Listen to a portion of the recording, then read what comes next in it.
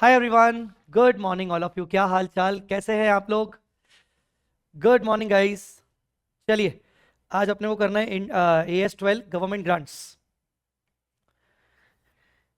AS12 government grants, Holi की पूजा यार शाम को करेंगे अपन। चलो, तो AS12 गवर्नमेंट ग्रांट। सबसे पहले सर, ये नोट्स कहाँ से मिलेंगे? जो बच्चे अपने वाले जिन्होंने अपनी किताबें परचेज की हुई हैं, अपनी क्लासेस की हुई हैं, उनको तो ये चार्ट बुक पे दिख जाएगा। जो बच्चे अपनी क्लासेस के नहीं हैं, जिन्होंने मेरे से क्लासेस नहीं लिए, उनको ये नोट्स चाहिए, कोई दिक्कत नहीं। आप एक काम करिए, जो आपके साथ एक all in one Google drive link share किया गया है, ठीक है, उसके अंदर आप फ्री रिसोर्सेज में जाओगे। फ्री रिसोर्सेज में आपको थर्ड वाले फोल्डर में जाना है, free books handwritten summary notes. यहां पर आपको मिल जाएगी chart book, full chart book, complete chart book आपको फ्री मिल जाएगी यहां पर। ठीक है, ये चार्ट बुक कंप्लीटली आपको फ्री मिल जाएगी। ये ओपन अभी लोड कर रही है, लोडिंग हो रही है, ये मिल जाएगी। ये देखिए, ये पूरी की पूरी चार्ट बुक आपको मिल जाएगी। ठीक है, तो आप यहां से पूरी की पूरी चार्ट बुक ले सकते हो। चलिए शुरू करते हैं भाइयों बहनों। सबसे पहले अपन गवर्नमेंट ग्रांट्स को पूरा का पूरा अच्छे से रिवाइज करेंगे, फिर अपन उसके क्वेश्चंस करेंगे। क्वेश्चंस कहां से करेंगे? क्वेश्चंस अपन करेंगे इसके अपने AS12 के क्वेश्चंस अपन करेंगे मस्ट डू क्वेश्चन से। मस्ट डू क्वेश्चन से क्वेश्चंस करेंगे। ठीक है, मैं आपको दिखा देता हूं यहां पर कितने क्वेश्चंस है। ये 6 क्वेश्चंस, 194 194। तो ये वाले क्वेश्चंस आइए, ये रहा, ये वाले क्वेश्चंस अपन करेंगे। चलो, तो शुरू करते हैं। सबसे पहले AS12 में when to recognise government grant. Government grant हमें रिकॉग्नाइज कब करना चाहिए? गवर्नमेंट ग्रांट हमें, एक सेकंड ना, एक सेकंड, जस्ट अ सेकंड। हाँ जी, तो when to recognise government grant, हमें गवर्नमेंट ग्रांट को रिकॉग्नाइज कब करना चाहिए? जब conditions relating to the receipt of grant have been complied with. भाई, आपको गवर्नमेंट जो है ग्रांट दे रही है, उसके बदले गवर्नमेंट बोल रही है कि हमारी कुछ कंडीशंस को फुलफिल करिए। तो क्या आपने गवर्नमेंट की कंडीशंस को कंप्लाई कर लिया है? अगर कंडीशंस फ्यूचर में फुलफिल होने वाली हैं, तो क्या आपको ये एश्योरिटी है कि फ्यूचर की कंडीशंस को फुलफिल कर लोगे? तो इसमें मैं लिख रहा हूं, if there are future conditions, if there are future conditions, there should be reasonable assurity of compliance। तो अगर आपने कंडीशंस फुलफिल कर ली हैं, या फिर आपको रीजनेबल एश्योरिटी है कि आप कंडीशंस फुलफिल कर लोगे, साथ ही साथ आपको रीजनेबल एश्योरिटी है ग्रांट के कलेक्ट होने की, आपको रीजनेबल एश्योरिटी है, तो आप गवर्नमेंट ग्रांट को रिकॉर्ड करोगे। चलिए मुझे बताइए, ये आपका पॉइंट ध्यान रखना, MCQ में या फिर थ्योरी में पूछा जा सकता है। तो गवर्नमेंट ग्रांट आप रिकॉग्नाइज करोगे अगर ये दो कंडीशन फुलफिल हो जाए। If government grant is received but there is no reasonable certainty about the compliance of conditions, then treat the liability. मान लो आपको गवर्नमेंट ग्रांट मिल गई, बट आपको लगता है कि नहीं, कंडीशंस फुलफिल नहीं हो पाएंगी, या कंडीशंस फुलफिल होने में भी टाइम लगेगा, बट पता नहीं हम फुलफिल कर पाएंगे कि नहीं। तो ऐसे केस में आप एंट्री करोगे bank account debit to grant liability. आप करोगे bank account debit to grant liability, अगर आपके पास रीजनेबल एश्योरिटी नहीं है गवर्नमेंट ग्रांट को की कंडीशंस को कंप्लायंस करने की। ठीक है, ठीक है ना, ये हो गया, समझ में आ गया। ये था आपका when to recognise government grant. अब आते हैं next, grant for revenue expenditure, और रेवेन्यू नेचर ग्रांट। अब बेटा ग्रांट ना अलग अलग टाइप्स की होती है, तो उनमें से पहला टाइप है रेवेन्यू ग्रांट। रेवेन्यू ग्रांट मतलब रिकरिंग एक्सपेंसेस करने के लिए आपको ग्रांट मिल रही है, रिकरिंग नेचर के एक्सपेंसेस करने के लिए आपको ग्रांट मिल रही है। ठीक है ना, तो मैं यहां लिख देता हूं फॉर रिकरिंग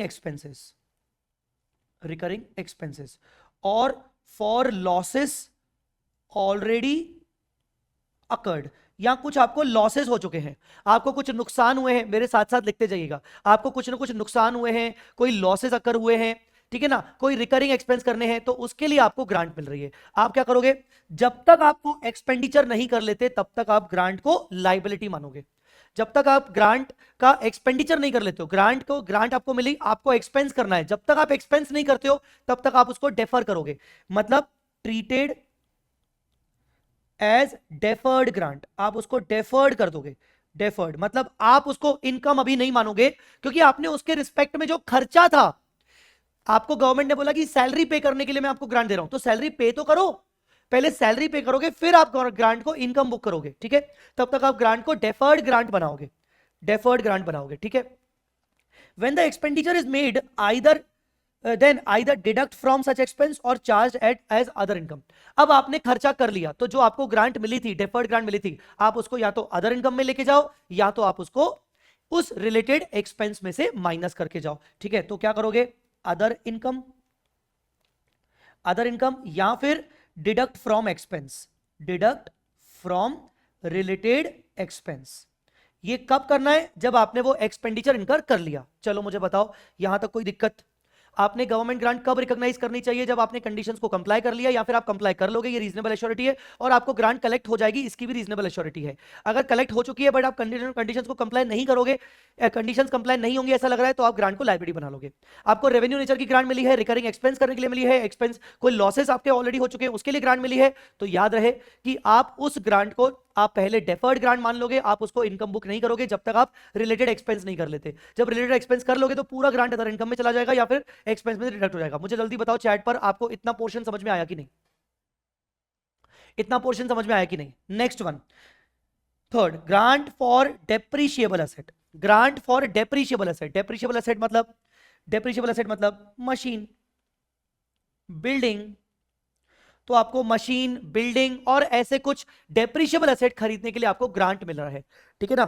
आपको ग्रांट मिल रहा है कैश में डेप्रीशिएबल एसेट खरीदने के लिए। तो आपके पास दो चॉइस है, option one, option two. Option one क्या बोलता है, डिडक्ट फ्रॉम द कॉस्ट और कैरिंग अमाउंट ऑफ एसेट। जो भी एसेट की बुक वैल्यू होगी, कैरिंग अमाउंट मतलब बुक वैल्यू, जो भी एसेट की बुक वैल्यू होगी उसमें से आप माइनस कर दो, उसमें से आप क्या माइनस कर दो, ग्रांट को माइनस कर दो, ठीक है। And charge depreciation on the revised value. तो क्या एंट्री पास करोगे आप, एंट्री क्या पास करोगे, bank debit to government grant, ठीक है, और दूसरा government grant debit to PPE. आप गवर्नमेंट ग्रांट को पीपीई की कॉस्ट से रिड्यूस कर दोगे और रिमेनिंग पीपीई की वैल्यू के ऊपर डेप्रिसिएशन फर्दर लगाओगे। बोलो बेटा क्लियर हुआ, यहां तक डन। ये पहला चॉइस है, गवर्नमेंट ग्रांट अगर आपको मिल रही है किसी डेप्रिशिएबल एसेट के रिलेटेड। दूसरा ऑप्शन आपके पास ये है कि आप पीपीई की कॉस्ट में से माइनस मत करो, आप उसको डेफर्ड इनकम मान लो। क्या मानोगे, deferred income. Sir deferred income क्या होती है, जैसे मैंने आपको यहां बोला, आप क्या करोगे, आप जैसे ही आपको अच्छा यहां पर मैं आपको एंट्री बताऊं क्या, चलो यहां पर मैं आपको एंट्री बताता हूं। यहां पर आपने एंट्री क्या की, bank account debit to deferred grant, और जैसे ही आपको इनकम मानना था तो आपने इनकम कर लिया deferred grant to P and L, ऐसा। और अगर एक्सपेंस में से माइनस करना था तो आपने किया deferred grant to expense, to expense. अब मान लो आपने पहले डेफर्ड ग्रांट क्रेडिट नहीं किया था, आपने खर्चा तो ऑलरेडी कर लिया है, आपको डायरेक्टली ग्रांट मिला और आप एक्सपेंस में से माइनस कर दोगे, तो आप बैंक अकाउंट पे डेबिट भी कर सकते हो, बैंक अकाउंट डेबिट भी कर सकते हो। अमाउंट मिला और एक्सपेंस में से लेस कर दिया, यहां पर भी अमाउंट मिला पीएनएल में डाल दिया। ये तो ऐसा है कि मान लो आपने एक्सपेंडिचर नहीं किया था, पहले लायबिलिटी बुक किया फिर लायबिलिटी को रिवर्स किया, पर आपने अगर मान लो पहले से ही एक्सपेंस कर रखे हैं, लॉसेस हो चुके हैं, तो आपको लायबिलिटी बुक करने की जरूरत ही नहीं है, directly bank account debit to PNL या bank account debit to expense करोगे, ठीक है। ऑप्शन नंबर वन यहां डन। अब आते हैं ऑप्शन नंबर टू में। ऑप्शन नंबर टू में वो बोलता है कि ग्रांट अमाउंट को असेट की कॉस्ट में से रिड्यूस ना करके उसको डेफर्ड ग्रांट मानो, और डेफर्ड ग्रांट को भी असेट की तरह डेप्रिशिएट करो, अमोटाइज करो, थोड़ा थोड़ा इनकम बुक करो। जैसे आप असेट को डेप्रिसिएशन लगाते हो, तो डेफर्ड ग्रांट को भी डेप्रिसिएशन के प्रपोर्शन में, अगर आपने डेप्रिसिएशन का फॉर्मूला एसएलएम यूज किया है पीपी के लिए, तो वही एसएलएम के हिसाब से डेफर्ड ग्रांट को भी इनकम मानो, थोड़ा थोड़ा करके। डब्ल्यूडीवी यूज किया है तो यहां पर डेफर्ड ग्रांट को डब्ल्यूडीवी के हिसाब से इनकम बुक करो। तो treat the grant as deferred income and credit to DGG, deferred government grant. Grant shall be amortise over the economic life of asset in proportion of depreciation. तो यहां पर entry क्या होगी, पहली entry bank account debit to deferred government grant, और second year में second होगी every year, every year, every year क्या एंट्री होगी, एवरी ईयर एंट्री होगी deferred government grant account to grant income. आपने उसको ग्रांट इनकम में डाल दिया, एवरी ईयर आपने अमोटाइज कर दिया डेप्रिसिएशन के प्रपोर्शन में। बोलिए आया समझ में कि नहीं, जल्दी बताइए समझ में आया कि नहीं, जल्दी बोलो बेटा क्लियर हुआ कि नहीं। कोई डाउट यहां तक? हमने क्या पढ़ा? ग्रांट को कब रिकॉर्ड करेंगे? रेवेन्यू नेचर की ग्रांट आएगी तो क्या करेंगे? डेप्रीशिएबल एसेट के रिस्पेक्ट में ग्रांट मिलेगी तो क्या करेंगे? अब आते हैं फोर्थ नंबर पॉइंट पे। अब आते हैं fourth number point, non cash grant. Non cash grant मतलब काइंड में, इसको आप नॉन मॉनिटरी ग्रांट भी कह सकते हो। नॉन मॉनिटरी ग्रांट मतलब आपको ग्रांट तो मिला है पर काइंड में मिला है, कैश में नहीं मिला है। आपको मशीन मिल गया, बिल्डिंग मिल गया, लैंड मिल गया, इन्वेंट्री मिल गया, आपको काइंड में मिला है। तो यहां पर दो चीजें हो सकती हैं, क्या आपको फ्री में मिला है या फिर आपको कंसेशनल प्राइस पे मिला है। ठीक है, अगर आपको फ्री में मिला है तो आप उसको रिकॉर्ड करोगे नॉमिनल वैल्यू पे, रिकॉर्ड करोगे नॉमिनल वैल्यू। नॉमिनल वैल्यू मतलब नाम मात्र अमाउंट।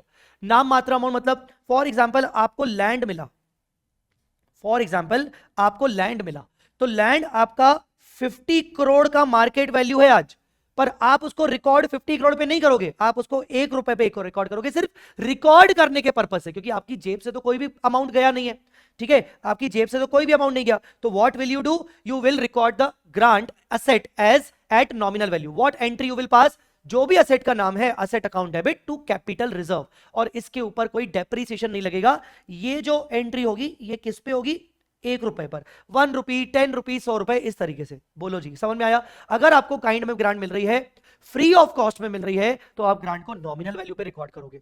अगर आपको ग्रांट कंसेशनल प्राइस पे मिल रही है, मान लीजिए लैंड का मार्केट वैल्यू 50 करोड़ है, पर कंसेशनल प्राइस जो आपको बोला गया है कि आपको सिर्फ 10 करोड़ पे करना है, आपको सिर्फ 10 करोड़ पे करना है, तो हम लैंड को 10 करोड़ पे रिकॉर्ड करेंगे, रिकॉग्नाइज एट एक्चुअल कॉस्ट। मतलब मैं एंट्री करूंगा land account debit to bank 10 crore. तो सर इसमें तो कहीं ग्रांट वगैरह करके कुछ दिख नहीं रही, इसका डिस्क्लोजर जाएगा नोट्स टू अकाउंट्स में कि जो ये लैंड है इसका मार्केट वैल्यू 50 है, जबकि हमने 10 दिया, तो हमें ये गवर्नमेंट से मिला, it is considered as a grant. ठीक है, पर याद रखियो एक बात कि इंस्टीट्यूट आपको चेक कर सकता है कि भाई ऐसा है क्या कि 50 करोड़ माइनस 10 करोड़ आपके लिए 40 करोड़ ग्रांट हो गई। बोलने को डिस्क्लोजर पर्पस से ग्रांट हो गई, पर रिकॉर्ड नहीं करने का, रिकॉर्ड नहीं करने का। ये मत बोलना कि हाँ 40 करोड़ की ग्रांट हो जाएगी जिसको रिकॉर्ड करेंगे, only for the disclosure purpose it is a grant of 40 crore. बोलो बेटा ये वाला पॉइंट समझ में आया कि नहीं? यहां पर इंस्टीट्यूट आपको थोड़ा सा टेस्ट कर सकता है, यहां पर इंस्टीट्यूट आपको थोड़ा सा टेस्ट कर सकता है। बोलिए मेरे को इतना पोर्शन क्लियर है कि नहीं? तो अभी तक हमने क्या क्या किया? अभी तक हमने ये किया कि आपको ग्रांट रिकॉग्नाइज कब करनी चाहिए, जब आपने कंडीशंस को कंप्लाई कर लिया है या फिर आपको रीजनेबल एश्योरिटी है कि आप कंप्लाई कर लोगे। ठीक है, और आपको ये भी रीजनेबल एश्योरिटी है कि ग्रांट तो आपको मिल जाएगी, तो आप ग्रांट को रिकॉर्ड कर सकते हो अक्रूवल बेसिस पे। अगर ग्रांट आपको पहले से ही मिल गई है बट उल्टा आपको लग रहा है कि कंडीशंस जो फ्यूचर में कंप्लाई करनी थी वो नहीं कर पाओगे, तो आप ग्रांट को लाइबिलिटी की तरह दिखा दो, ग्रांट को लाइबिलिटी की तरह दिखा दो। ठीक है, ग्रांट अगर रेवेन्यू नेचर की आपको मिली है, मिल चुकी है, कंडीशन फुलफिल नहीं हुई है, तो आप फिलहाल उसको लायबिलिटी दिखा दो।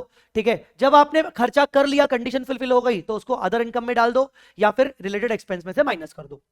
ग्रांट आपको डेप्रिशिएबल एसेट के लिए मिली है, तो आप या तो उसको डेप्रिशिएबल एसेट की कॉस्ट में से माइनस कर दो, या तो आप उसको डेफर्ड ग्रांट मानते हुए हर साल इनकम बुक करो डेप्रिसिएशन के प्रपोर्शन में। अगर आपको ग्रांट काइंड में मिली है तो फ्री ऑफ कॉस्ट में मिली होगी, तो आप नॉमिनल वैल्यू पर रिकॉर्ड करो, कैपिटल रिजर्व में चार्ज कर दो और डेप्रिसिएशन मत चार्ज करो। अगर आपको फ्री ऑफ कॉस्ट में नहीं मिली, कंसेशनल प्राइस पे मिली है, तो जो भी प्राइस आपने पे किया है उतने पे रिकॉर्ड करो। जो डिफरेंस अमाउंट है वो ग्रांट तो है, ओनली फॉर डिस्क्लोजर पर्पस। चलो इतना समझ में आया कि नहीं? Next, grant for non depreciable asset. Grant for non depreciable asset मतलब लैंड, स्टॉक वगैरह। पहले आपने यहां पर डेप्रिशिएबल एसेट पढ़ा था, अब आप पढ़ रहे हो नॉन डेप्रिशिएबल। डेप्रिशिएबल एसेट में आपके पास दो चॉइस थी, लैंड की मतलब एसेट की कॉस्ट में से लेस कर दिया, या फिर डेफर्ड मानते हुए हमने उसको थोड़ा थोड़ा करके पीएनएल में डाला। ये चीज यहां नहीं पॉसिबल है क्योंकि नॉन डेप्रिशिएबल एसेट है, आप एसेट की कॉस्ट में लेस भी करोगे तो आगे चल के देखो यहां पर हो क्या रहा है, असेट की कॉस्ट में से लेस करने के बाद क्या है, आप डेप्रिसिएशन घटी हुई वैल्यू पर लगाओगे। घटी हुई वैल्यू पर अगर डेप्रिसिएशन लगाओगे तो पीएनएल में डेप्रिसिएशन कम हो जाएगा। इसमें क्या है, डेप्रिसिएशन तो उतना ही रहेगा पर पीएनएल में अलग से इनकम बुक होगा। In any way net effect कम हो जाएगा। तो कहीं ना कहीं हम क्या चाहते हैं, हम चाहते हैं कि पीएनएल में उसका असर दिखे। वैसे ही हम यहां पर भी चाहते हैं कि किसी भी तरीके से पीएनएल में उसका असर दिखे। तो क्या बोल रहा है, if it requires certain obligation to be fulfilled in the future period then amortize over such period of fulfilling the obligation। अरे भाई इसका मतलब ये है, it means लिखो, it means it is treated as deferred government grant and amortize over the period of conditions to be fulfilled, conditions to be fulfilled, conditions to be fulfilled. If there is no such obligation to be fulfilled then transfer to, बेटा ये गड़बड़ हो गया, ये capitalism मत करो, transfer to P and L कर दो. अगर कोई कंडीशंस नहीं है, अनकंडीशनल ग्रांट है, ऊपर लिख देता हूं अनकंडीशनल, अनकंडीशनल. अगर बेटा ग्रांट अनकंडीशनल है तो डायरेक्टली पी एंड एल में डाल दो. अगर ग्रांट कंडीशनल है, कंडीशनल है, तो आप उसको डेफर्ड गवर्नमेंट ग्रांट मानते हुए पी एंड एल में अमोटाइज करो. ठीक है सर, एक बार फिर से समझा दो बेटा, कौन सा वाला पार्ट आपको समझना है, पूरा वाला? तो आप फिर से देख लीजिए एक बार. तो कंडीशनल ग्रांट है या अनकंडीशनल है? कंडीशनल ग्रांट अगर है, आपको बोला गया कि भाई लैंड दे रहे कम से कम 8 साल तक नहीं बेचोगे या कम से कम 8 इयर्स तक इस पे बिजनेस करोगे, तो हम ग्रांट को 8 इयर्स में डेफर्ड इनकम मानेंगे. डेफर्ड इनकम मतलब ये वाला ट्रीटमेंट कि पहले अब ग्रांट मिला, bank account debit to deferred grant, फिर हर साल deferred grant to grant income, हर साल आप उसको पीएनएल में डालोगे. सर किस प्रपोर्शन में? वहां तो डेप्रिसिएशन का प्रपोर्शन था, यहां किस प्रपोर्शन में? You can follow your own proportion, SLM वगैरह जो भी आपको क्वेश्चन में दे दिया जाए. ठीक है, जो भी आपको दे दिया जाए. बोलो बेटा क्लियर है कि नहीं? अनकंडीशनल ग्रांट, अनकंडीशनल ग्रांट क्या है? अनकंडीशनल ग्रांट मतलब आपको कोई फर्दर कंडीशन फुलफिल करने की जरूरत नहीं, आप डायरेक्टली पीएनएल में डालोगे. मुझे बताओ यहां तक आपको ये पॉइंट समझ में आ गया? कितनी सारी ग्रांट हो गई? रेवेन्यू नेचर ग्रांट हो गई, डेप्रिशिएबल एसेट के लिए ग्रांट हो गई, ग्रांट इन काइंड हो गई, नॉन डेप्रिशिएबल ग्रांट हो गई. ठीक है, बोलो बेटा clear? Next, grant in the nature of promoters contribution. Grant in the nature of promoters contribution ये क्या है? आप ऐसी वाली ग्रांट को हमेशा कैपिटल रिजर्व में लेके जाओगे, और ये वाला कैपिटल रिजर्व वाला जो ग्रांट है, you are not allowed to distribute the dividend and you are not allowed to charge to the PNL also. ना ही आप इस ग्रांट को पीएनएल में लेके जाओगे, ना ही आप इस ग्रांट से डिविडेंड बांटोगे. कौन सी ग्रांट की बात कर रहा हूं? Promoters contribution. अगर आपको ग्रांट प्रमोटर्स कंट्रीब्यूशन वाली मिलती है, सर पहचानेंगे कैसे? जनरली यहां पर आपको बोला जाएगा कि किसी बैकवर्ड एरिया में आपको फैक्ट्री डेवलप करने के लिए पैसा दिया जा रहा है as a promoter contribution. Promoter contribution मतलब just like capital investment, just like capital investment. एक तरीके से गवर्नमेंट आपकी कंपनी में इन्वेस्टमेंट कर रहा है. ठीक है ना? मे बी आपका बैकवर्ड एरिया वाला क्वेश्चन आ सकता है, बैकवर्ड एरिया फैक्ट्री डेवलपमेंट, ऐसा कुछ करके आपको क्वेश्चन में बोलेगा. बैकवर्ड एरिया में आपका हुआ है. ठीक है बेटा, क्लियर हुआ कि नहीं? अनकंडीशनल है तो डायरेक्टली पीएनएल में, यस. अनकंडीशनल को पीएनएल में, यस. ठीक है, सो बेटा यहां तक डन, यहां तक डन हो गया. अगर प्रमोटर कंट्रीब्यूशन वाली ग्रांट मिली है मतलब कैपिटल इन्वेस्टमेंट है, ये सी है, कैपिटल इन्वेस्टमेंट है, तो आप उसको कैपिटल रिजर्व में डालोगे, उसमें से डिविडेंड डिस्ट्रीब्यूट नहीं कर पाओगे और आप उसको पीएनएल में भी अलोकेट नहीं करोगे. अब बेटा last but not the least, अब last but not the least, refund of government grant. Government grant अगर आप रिफंड करते हो तो सबसे पहले आप उसको एक्स्ट्रा ऑर्डिनरी आइटम मानोगे. एएस 5 के हिसाब से ये एमसीक्यू वाला क्वेश्चन है, आप उसको क्या मानोगे? एक्स्ट्रा ऑर्डिनरी आइटम मानोगे. ये एमसीक्यू वाला क्वेश्चन है. बोलो बेटा क्लियर हुआ कि नहीं? एक्स्ट्रा ऑर्डिनरी आइटम मानोगे एमसीक्यू के हिसाब से. अब ट्रीटमेंट क्या करोगे? अगर ग्रांट रिफंड होती है तो आपको ट्रीटमेंट क्या करना है? आपने जो जो ट्रीटमेंट फॉलो किया है उसका जस्ट रिवर्सल करना है. जैसे आपने यहां पर इनकम बुक किया था, अब आपको रिफंड करना है, तो अब आप एक्सपेंस बुक करोगे. आपने एक्सपेंस में से माइनस किया था, अब आप एक्सपेंस को ऐड कर दोगे. पहले से ही लायबिलिटी थी, रिफंड करना पड़ रहा है, तो लायबिलिटी को रिवर्स कर दोगे. असेट की कॉस्ट में से माइनस किया था, असेट की कॉस्ट में वापस ऐड कर दोगे. डेप्रिसिएशन रिवाइज वैल्यू पे लगेगा. आपने डेफर्ड ग्रांट में डाल दिया था, तो डेफर्ड ग्रांट का जो भी अनअमोटाइज बैलेंस है, मान लो आपको ग्रांट मिली थी 50 लाख रुपीस की, आपने उसमें से तो अमोटाइज कर दिया 20 लाख, अभी भी रिमेनिंग कितना बचा है? 30 लाख आपका अभी भी, 30 लाख अभी भी आपका डेफर्ड ग्रांट अकाउंट में पड़ा हुआ है, डीजीजी में पड़ा हुआ है. आप 30 लाख को रिवर्स करोगे. अगर आपने मान लो उसके ऊपर कुछ पे किया है, उसके ऊपर अगर आपने कुछ पे किया है, तो आप वो पीएनएल में चार्ज करोगे. फॉर एग्जांपल आपका डेफर्ड गवर्नमेंट ग्रांट में 30 लाख रखा हुआ है and you are paying 40 lakh rupees, refunding 40 lakh rupees, तो 10 लाख रुपीज पीएनएल में चार्ज कर दोगे. ठीक है, 10 लाख रुपीज पीएनएल में चार्ज करोगे. नेक्स्ट, आपको अगर फ्री ऑफ कॉस्ट मिली थी, आपने ये एंट्री की थी, इस एंट्री का रिवर्सल कर दोगे. आपको अगर पे करना पड़ा था, आप एंट्री ये की थी, अब आप बैंक अकाउंट, आपको वो पैसा वापस कर रहे हैं तो बैंक अकाउंट डेबिट और लैंड अकाउंट क्रेडिट हो जाएगा. अगर वो आपको पैसा वापस नहीं कर रहे हैं आपका वाला, तो वो डूबत हो गया, बैड डेट हो गया, तो आप PNL account debit to bank कर लोगे. ठीक है। अगर आपको नॉन डेप्रिशिएबल एसेट के रिस्पेक्ट में ग्रांट मिली थी, अनकंडीशनल थी, पीएनएल में चार्ज किया था, पीएनएल में एक्सपेंस मानोगे, कंडीशनल थी, डेफर्ड गवर्नमेंट ग्रांट माना था, तो डेफर्ड गवर्नमेंट ग्रांट को रिवर्स कर दोगे। ठीक है। प्रमोटर कॉन्ट्रीब्यूशन वाली थी, कैपिटल रिजर्व में डाला था, कैपिटल रिजर्व को डेबिट कर दोगे। आई बात समझ में? तो क्या बोल रहा है, any unamortised balance not yet charge to PNL shall be reversed. मतलब जो रिमेनिंग बैलेंस ऑफ डीजीजी रखा हुआ है जो अभी तक पीएनएल में नहीं गया है, तो सबसे पहले तो उसको रिवर्स कर दो। Balance if any shall be transfer to PNL. इसके अलावा और रिफंड कर रहे हो तो आप पीएनएल में डाल दो। अगर ग्रांट आपने पहले कैपिटल रिजर्व में डाली थी तो कैपिटल रिजर्व को डेबिट कर दो। ठीक है। अगर आपने पहले ग्रांट फिक्स एसेट में डाली थी तो अब आप फिक्स एसेट को वापस से डेबिट कर दो। ठीक है ना। तो ये होगा आपका रिफंड ऑफ गवर्नमेंट ग्रांट।